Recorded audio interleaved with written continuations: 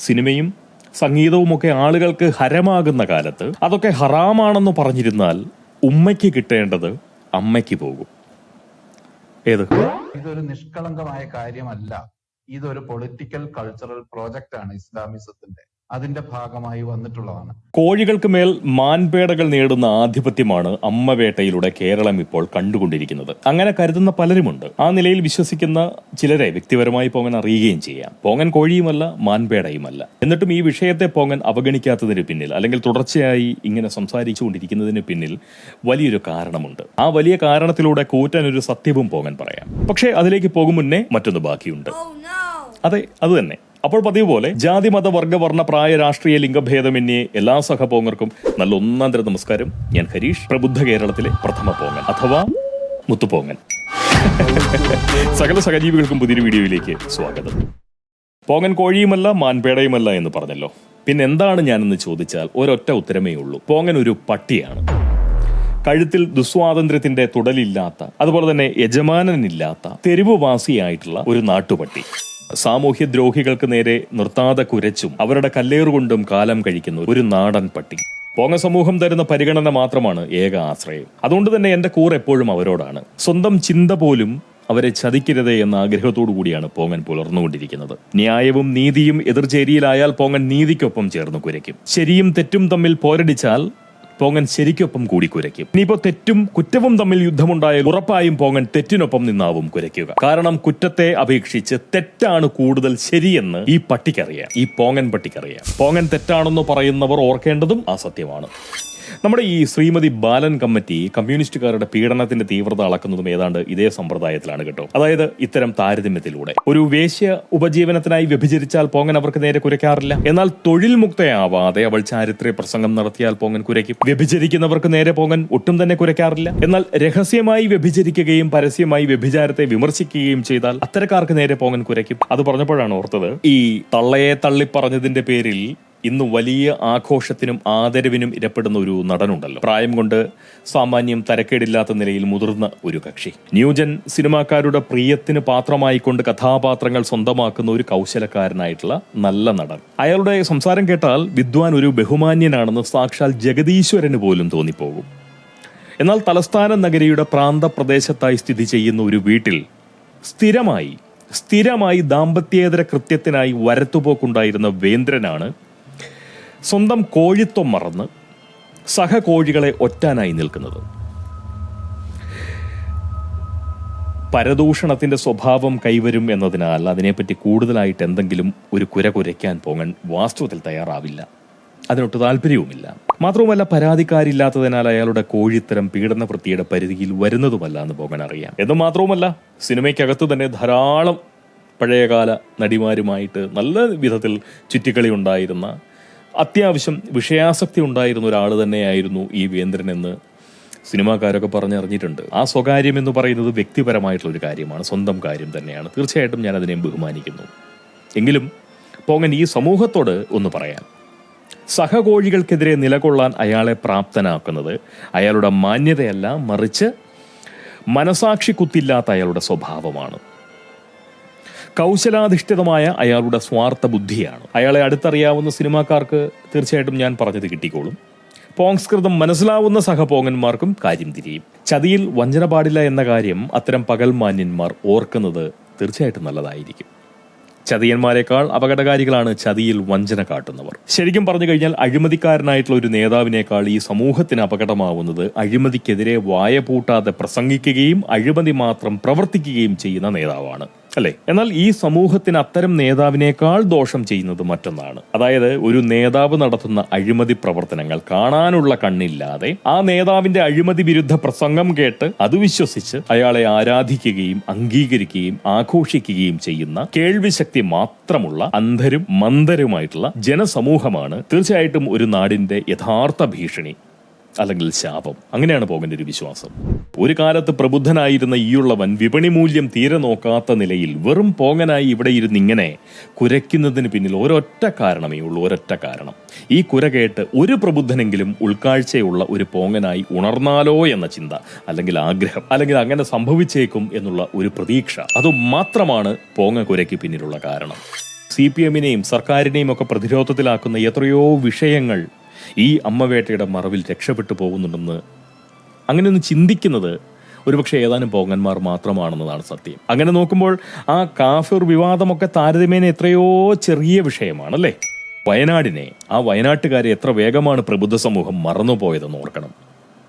ദുരന്തബാധിതരായിട്ടുള്ള ആളുകൾ എങ്ങനെ കഴിയുന്നുവെന്നോ സർക്കാർ അവർക്കായി എന്തൊക്കെ ചെയ്തു കൊടുക്കുന്നുണ്ടെന്നോ ഒന്നും ആരും ആലോചിക്കുകയോ പറയുകയോ ഒന്നും ചെയ്യുന്നില്ല. ദുരന്ത ബുക്കുകൾ പിരിച്ചെടുത്ത പണം ആരുടെയൊക്കെ ദുരിതങ്ങൾക്കാണ് ആശ്വാസം പകരുന്നതെന്ന് ആരും അന്വേഷിക്കുന്നുമില്ല. ഒരാളും അന്വേഷിക്കുന്നില്ല. ഒരു മാധ്യമ പ്രവർത്തകനും അത്തരം കാര്യങ്ങളിൽ വേവലാതിയില്ല.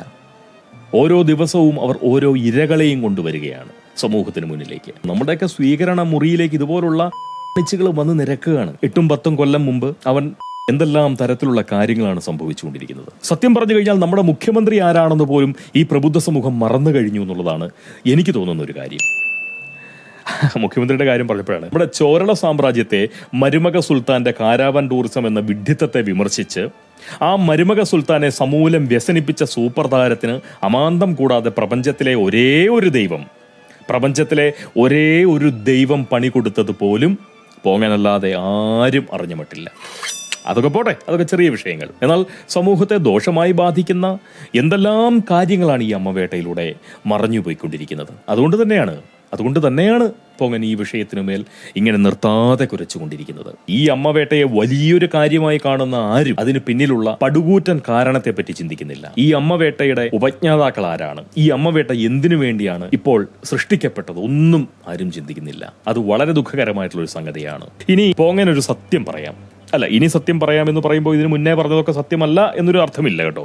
ഇനിയും പോകൻ സത്യം പറയാം. ഈ കോഴികൾക്ക് മേൽ മാൻപേടകൾ നേടുന്ന വിജയമാണ് അമ്മവേട്ടയിലൂടെ കേരളം ഇപ്പോൾ കണ്ടുകൊണ്ടിരിക്കുന്നതെന്ന് കരുതുന്ന ശുദ്ധബുദ്ധന്മാർ ഒരു കാര്യം തീർച്ചയായിട്ടും മനസ്സിലാക്കണം. മദ്യലഹരി പ്രിയർക്കുമേൽ രാസലഹരി പ്രിയർ നേടുന്ന വിജയമാണ് അമ്മവേട്ടയിലൂടെ നടന്നുകൊണ്ടിരിക്കുന്നത്. അതല്ലെങ്കിൽ കോഴികൾക്കുമേൽ കഴുതപ്പുലികൾ നേടുന്ന വിജയം. അതിനോടൊപ്പം മോളിവുഡിനെ സുഡോളിവുഡ് ആക്കുന്ന നിലയിൽ തീവ്രമത മൗലികവാദികളായിട്ടുള്ള സുഡാപ്പികൾ ചലച്ചിത്ര ലോകത്ത് നേടുന്ന ആധിപത്യവുമാണ് സംഭവിച്ചുകൊണ്ടിരിക്കുന്നത്.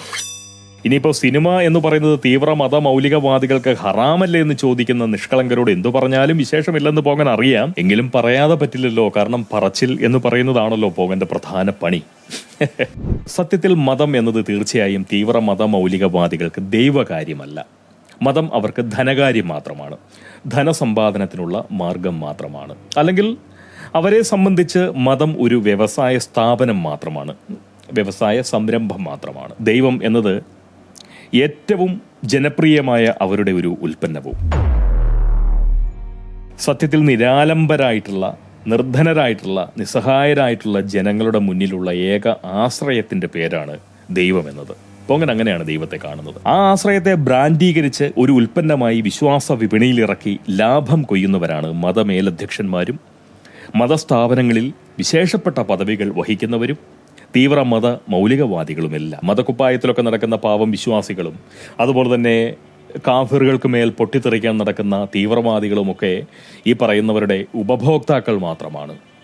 വിശ്വാസികളുടെ എണ്ണം എത്രത്തോളം വർദ്ധിക്കുന്നോ മതക്കച്ചവടക്കാർക്ക് അത്രത്തോളം ലാഭം ലഭിക്കും. അറബി നാടുകളിലെ അസൽ മതസ്ഥർ കാലികമായി പരിഷ്കൃതരായിക്കൊണ്ട് അസൽ മനുഷ്യരാവുമ്പോൾ കേരള നാട്ടിലെ പരിവർത്തിത മതസ്ഥർ കൂടുതൽ പ്രാകൃത ബുദ്ധിയോടുകൂടി തീവ്ര മതസ്ഥരാവുന്നത് എന്തുകൊണ്ടാണ്? അങ്ങനെ ഒരു സംഭവം ശ്രദ്ധിച്ചിട്ടില്ലേ? കഴിഞ്ഞ കുറച്ചു കാലമായി മതസ്ഥരുടെ എണ്ണം തെരുവിൽ കൂടുകയാണ്. കേരളീയ തെരുവുകളിൽ മതസ്ഥരുടെ എണ്ണം കൂടുകയാണ്. സ്വാഭാവികമായിട്ടുള്ള ജനസംഖ്യാ വർധനവ് നൽകുന്ന ഒരു കാഴ്ച മാത്രമല്ലാതെ മനുഷ്യരിൽ നിന്ന് മതസ്ഥരായി മാറുന്നവരുടെ എണ്ണവും കൂടുന്നുണ്ട്. മതക്കുപ്പായത്തിലേക്ക് കടന്നു കയറുന്ന ആളുകളുടെ എണ്ണവും കൂടുന്നുണ്ട്. അതിന്റെ കാര്യം എന്താണെന്നുള്ളത് കൃത്യമായും മാധ്യമ പ്രവർത്തകനായിട്ട് കൂടി മതേതര ബുദ്ധിയുള്ള മനുഷ്യനായി ഇന്നും തുടരുന്ന ശ്രീ MB ബഷീർ എന്ന സഹജീവി തീർച്ചയായിട്ടും അതിന്റെ പണ്ടേ പറഞ്ഞിട്ടുണ്ട്, കുറച്ച് കാലങ്ങൾക്ക് മുന്നേ തന്നെ പറഞ്ഞിട്ടുണ്ട്. സൗദി അറേബ്യയിലെ കിങ് അബ്ദുൽ അസീസ് യൂണിവേഴ്സിറ്റിയിലേക്ക് ജമാഅത്തെ ഇസ്ലാമി എഴുതിയ ഒരു കത്തിന്റെ പകർപ്പ് ഒരു ഘട്ടത്തിൽ എന്റെ കയ്യിൽ വന്നിട്ടുണ്ട്. ആ കത്തിൽ പറയുന്നത് ഇന്ത്യയിൽ ഇസ്ലാമിക് ഡ്രസ് കോഡ് ഇമ്പോസ് ചെയ്യുന്നത് അല്ലെങ്കിൽ അത് പ്രചരിപ്പിക്കുന്നതിൽ ഉള്ള ഞങ്ങളുടെ എഫർട്ടിനെ മാനിച്ച് നിങ്ങൾ അടുത്ത തവണ ഞങ്ങൾക്ക് തരുന്ന ഗ്രാൻഡ് കൂട്ടണം എന്നാണ്. ഞാൻ ഉത്തരവാദിത്വത്തോടു കൂടി പറയാണ്, ഇങ്ങനെ ഇതൊരു ആഗോള പ്രോജക്റ്റാണ്. ഇസ്ലാമൈസേഷന്റെ പാൻ ഇസ്ലാമിസത്തിന്റെ ഭാഗമായുള്ള ആഗോള പ്രോജക്റ്റാണിത്. അപ്പൊ അതിനെ അത്ര നിഷ്കളങ്കമായി നിങ്ങൾ കാണരുത്. വ്യക്തികളുടെ ചോയ്സ് എന്നോ അങ്ങനെ പറഞ്ഞ് കാണാൻ പാടില്ല. ഇതൊരു ഇസ്ലാമിസ്റ്റ് പ്രോജക്റ്റാണ്. ആ പ്രോജക്റ്റിന്റെ ഭാഗമായാണ് കഴിഞ്ഞ 30 വർഷമായി 1400 വർഷം നമ്മളുടെ ഉമ്മമാർ ധരിച്ച അവരുടെ വേഷത്തെയും അവരുടെ കൾച്ചറിനെയും റദ്ദാക്കിക്കൊണ്ട് മറ്റൊരു കൾച്ചർ വരുന്നത്. ഇതൊരു പ്രോജക്റ്റിന്റെ ഭാഗമാണ്. സൗദി അറേബ്യയിലെ കിങ് അബ്ദുൽ അസീസ് യൂണിവേഴ്സിറ്റി എന്നൊരു യൂണിവേഴ്സിറ്റി ഉണ്ട്. ആ യൂണിവേഴ്സിറ്റിയിൽ നിന്നുള്ള ശമ്പളം വാങ്ങിയാണ് കേരളത്തിലെ ഒരുപാട് ഇസ്ലാമിസ്റ്റുകൾ ജോലി ചെയ്തത്. ഉദാഹരണത്തിന് ഒ അബ്ദുറഹ്മാൻ, ഒ അബ്ദുള്ള, ഒരു കാലത്ത് ഒ അബ്ദുള്ള. മതവസ്ത്രത്തിൽ മറഞ്ഞ് മലയാള മണ്ണിലൂടെ നടക്കുന്ന മതസ്ഥർ സത്യത്തിൽ മതവ്യവസായികൾക്ക് പണമുണ്ടാക്കി കൊടുക്കുന്ന വിശ്വാസ യന്ത്രങ്ങൾ മാത്രമാണ്. പാല് വിറ്റ് പണമുണ്ടാക്കാൻ ആരംഭിച്ച നമ്മുടെ മിൽമ പിൽക്കാലത്ത് തൈരും മോരും ലസ്സിയും പേടയും പാലടയും മിഠായികളുമൊക്കെ ഉൽപ്പാദിപ്പിക്കാൻ തുടങ്ങി, അല്ലെ? ആ മിൽമ ഇപ്പോൾ പുളിശ്ശേരി വരെ വിൽക്കുന്നുണ്ട് എന്നാണ് കേൾക്കുന്നത്. ഇൻസ്റ്റന്റ് പുളിശ്ശേരി വരെ വിപണിയിലായി കഴിഞ്ഞു. അതായത് വിപണി അറിഞ്ഞ് ഉൽപ്പന്ന വൈവിധ്യം കൊണ്ടുവരിക എന്നത് ഒരു കച്ചവട തന്ത്രമാണ്. സിനിമയും സംഗീതവും ഒക്കെ ആളുകൾക്ക് ഹരമാകുന്ന കാലത്ത് അതൊക്കെ ഹറാമാണെന്ന് പറഞ്ഞിരുന്നാൽ ഉമ്മയ്ക്ക് കിട്ടേണ്ടത് അമ്മയ്ക്ക് പോകും. ഏത് തീവ്രമത മൗലികവാദികൾ തങ്ങൾക്ക് സ്വീകാര്യത ലഭിക്കാൻ മതേതര മുഖമുള്ള ഒരു പത്രം പണ്ടു തുടങ്ങി. പിന്നെ സാംസ്കാരിക, രാഷ്ട്രീയ, സാഹിത്യ ഉള്ളടക്കങ്ങളുമൊക്കെയായി ആഴ്ചപ്പതിപ്പ് ആരംഭിച്ചു. ശേഷം ചാനൽ തുടങ്ങി. പത്രത്തിന്റെയും ആഴ്ചപ്പതിപ്പിന്റെയും ചാനലിന്റെയും ഒക്കെ മുഖത്തു മാത്രമാണ് മതേതര ഭാവമുള്ളത്. മൂന്നിന്റെയും ഉള്ളൊഴുക്ക് അസൽ തീവ്രവാദം തന്നെ. പക്ഷെ നമ്മുടെ സമൂഹം പ്രബുദ്ധത മുറ്റിയതും മതേതരത്വം തീണ്ടിയതുമായതിനാൽ എളുപ്പം കബളിപ്പിക്കാൻ കഴിയും. പോങ്ങൻ സ്വല്പം കാട് കയറിയതിനാൽ സമയം അല്പം നീണ്ടുപോയി, അല്ലേ? അപ്പോൾ ബാക്കി നമുക്ക് നാളെ സംസാരിക്കാം. അപൂർണമായിട്ടാണ് നിർത്തുന്നതെന്നൊരു തോന്നൽ എനിക്ക് തന്നെ ഉണ്ട്. പക്ഷേ സമയം വളരെ കൂടുന്നു. നിങ്ങളുടെ ഡേറ്റയും നിങ്ങളുടെ സമയവും ഒക്കെ പാഴായി പോകണ്ട. അതുകൊണ്ട് കണ്ടശ നമുക്ക് പറഞ്ഞു തീർക്കാം എന്നുള്ളതാണ് പോങ്ങൻ്റെ ഒരു വൈപ്പ്. അപ്പോൾ തീർച്ചയായിട്ടും മറക്കരുത്, കോഴികൾക്കുമേൽ മാൻപേടകൾ ആധിപത്യം നേടുന്ന കാഴ്ചയല്ല, മദ്യലഹരി പ്രിയർക്കുമേൽ രാസലഹരി പ്രിയർ നേടുന്ന വിജയമാണ് അമ്മവേട്ടയിലൂടെ നടന്നുകൊണ്ടിരിക്കുന്നത്. തീവ്രമത മൗലികവാദികൾ ചലച്ചിത്ര വ്യവസായത്തിന്റെ നിയന്ത്രണം പുല്ലുപുകയ പടയിലൂടെ നേടിയെടുക്കുന്ന കാഴ്ചയാണ് നമ്മൾ കണ്ടുകൊണ്ടിരിക്കുന്നത്. എന്ന് കരുതിക്കൊണ്ട് ഇത് ശാശ്വതമല്ല. ഈ വിജയം ഒരു പുല്ലും സംഭവിക്കാൻ പോകുന്നില്ല. പണ്ട് വാര്യംകുന്നൻ എന്ന് പറയുന്ന ഒരു സിനിമ പ്രഖ്യാപിച്ചു, പക്ഷെ അത് പ്രാവർത്തികമായില്ല.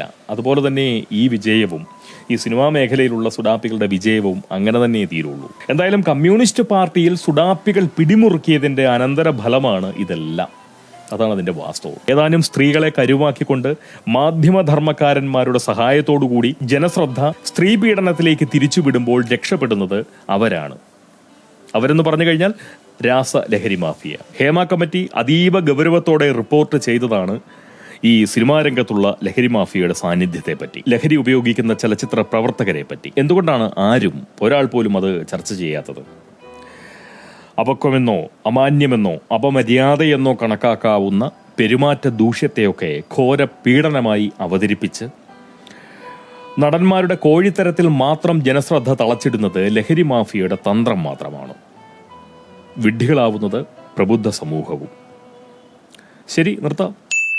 പോങ്ങൻ പറയാൻ ശ്രമിച്ചതിന്റെ, അല്ലെങ്കിൽ പോങ്ങന്റെ ആ ഉള്ളൊഴുക്ക് കൃത്യമായിട്ട് നിങ്ങൾക്ക് കിട്ടിക്കാണും എന്ന് തന്നെയാണ് പോങ്ങന്റെ ഒരു വിശ്വാസം. ഈ പുല്ലുപുകയ പടയുടെ ആയുധ ശേഖരത്തിലുള്ള നാരീ ബോംബുകളെ ഇറക്കി ഏതാനും കോഴികളെ കൊന്ന് ലഹരി മാഫിയയെ രക്ഷിക്കാൻ പറ്റുമോ എന്നും, അതുപോലെ തന്നെ ആ ലഹരി മാഫിയയ്ക്ക് നമ്മുടെ ചലച്ചിത്ര രംഗത്ത് ആധിപത്യമുണ്ടാക്കാൻ കഴിയുമോ, അല്ലെങ്കിൽ ചലച്ചിത്ര രംഗത്തിന്റെ നിയന്ത്രണം ലഹരി മാഫിയയുടെ കീഴിലാക്കാൻ കഴിയുമോ എന്ന് പറയുന്ന ഒരു എളിയ പരിശ്രമമാണ് ഇപ്പോൾ ഈ പുല്ലുപുകയപ്പടയുടെ നേതൃത്വത്തിൽ നടന്നുകൊണ്ടിരിക്കുന്നത്. ഒരു ചുക്കും സംഭവിക്കാൻ പോകുന്നില്ല. ഇതൊരു താൽക്കാലികമായിട്ടുള്ള വിജയം മാത്രമാണ്. ഒരു ചുക്കും സംഭവിക്കാൻ പോകുന്നില്ല. ഈ ഹരിത നവകേരളത്തെ കോഴിമുക്തമാക്കാൻ പുല്ലുപുകയപ്പടയുടെ കൈവശമിരിക്കുന്ന ഒരു നാരീ ബോംബുകൾ, അല്ലെങ്കിൽ എത്ര നാരീ ബോംബുകൾ ഇറക്കി പൊട്ടിച്ചാലും ഈ ഹരിത നവകേരളത്തെ കോഴിമുക്തമാക്കാൻ സാധിക്കില്ല. കുക്കുട കേരളം അങ്ങനെ തന്നെ നിൽക്കും. ഇനിയും ഞാൻ വല്ലതും പറഞ്ഞു കഴിഞ്ഞാൽ തീർച്ചയായിട്ടും പുരപ്പുറത്ത് കയറി കൂവിപ്പോകും. അതുകൊണ്ട് ഞാൻ നിർത്തുകയാണ്.